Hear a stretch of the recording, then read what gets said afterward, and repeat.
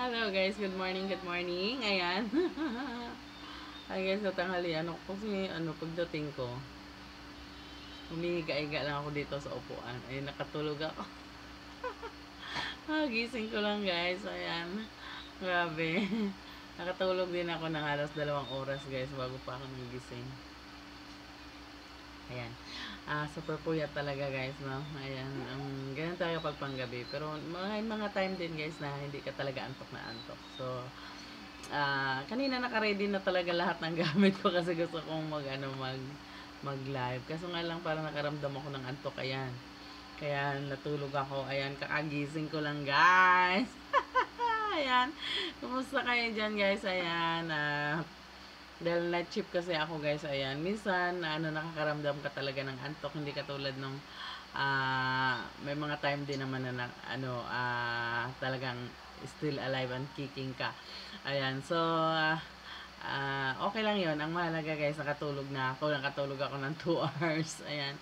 Ayan, bago po ako nakapag-update sa inyo. Ayan. So sana kanina pa ako nakapag-live, pero after this guys, video, ayan, we have live. Ayan, magla-live tayo guys ng mga before 10, then tapos tayo ng 11. Ayan. So, ayan guys. Balita ko lang sa inyo guys na kagabi, ayan, meron kaming isang member na napa-member na taga Qatar. Ayan, she is Indian. Ayan. So, ayan, thank you so much for you. Ayan, alam mo na kung sino ka. Ayan, ayaw ko kasi siyang guys, kasi alam mo, masyadong private yung buhay niya. Kaya ayaw niya yung masyado siyang sa social media, of course. Ayan. Hindi katulad ko na super updated talaga yung buhay ko dito sa social media. So, kaiba naman sa kanya kasi sa kanya naman masyado siyang tago sa social media. Ayan. Kaya nung time kahapon, kahit anong siguro mga anong oras na yung mga 11 p.m. ayan, tumawag ako kay coach kay Coach Jane Tana. Ma'am, kausapin niyo po si yung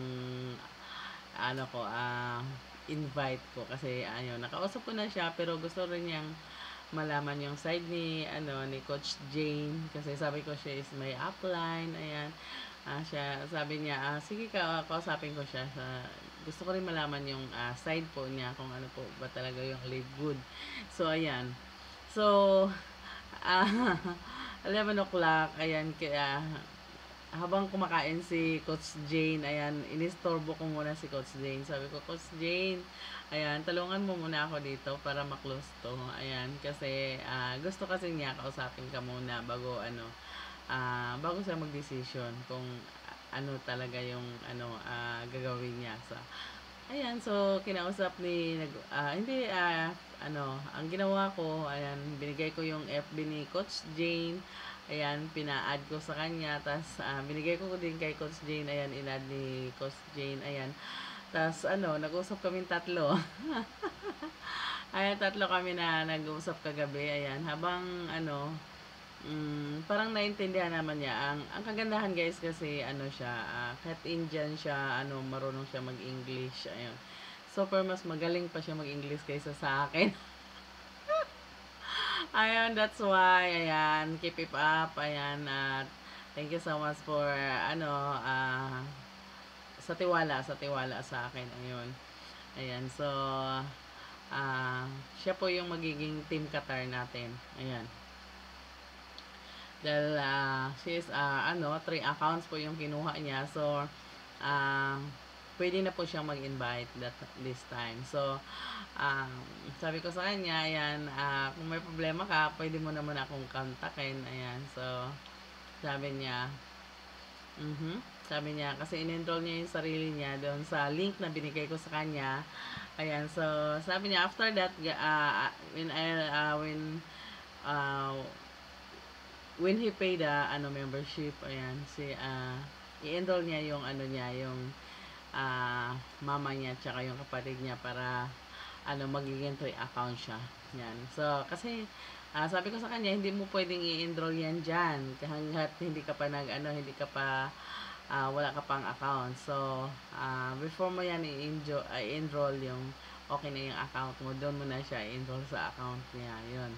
So, ayan. So, ayan. Thank you so much, Lord. Kasi kahit pa paano, kahit na anong oras, walang pinipili. Ayan na, nandyan si Lord, ginagabayan tayo. Ayan. Kailangan lang natin maging strong. Ayan, tawag tayo sa kanya. Ayan, kasi whatever, what happened, ayan, nandyan siya palagi. Ayan, palagi kang babantayan. Ayan. Sa lahat ng bagay, guys. Ayan.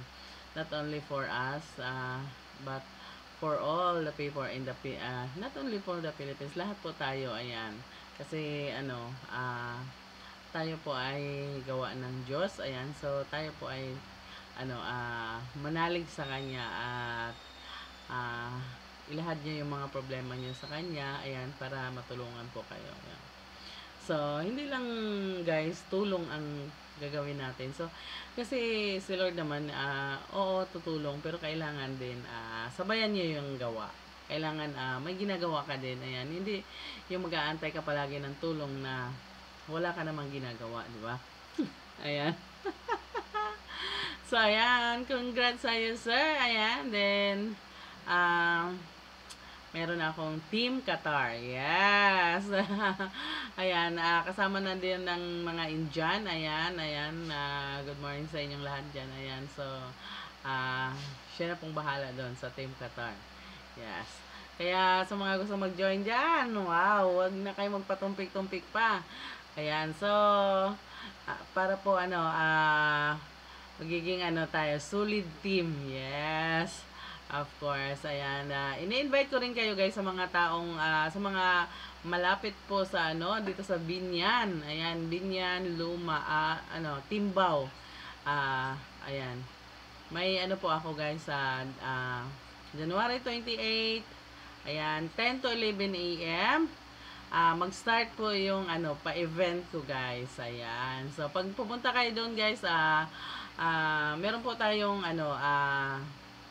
seminar para po mailahad po namin sa inyo yung po yung Live Good. Ayan. So, doon po natin maintindihan kung saan nagsimula ang Live Good at ano pong klaseng business ang Live Good. Ayan. Paano po tayo kikita sa Live Good. So, sa mga interesado po guys na mapakinggan ang temang to. So, join kayo guys. Ayan, you can message me and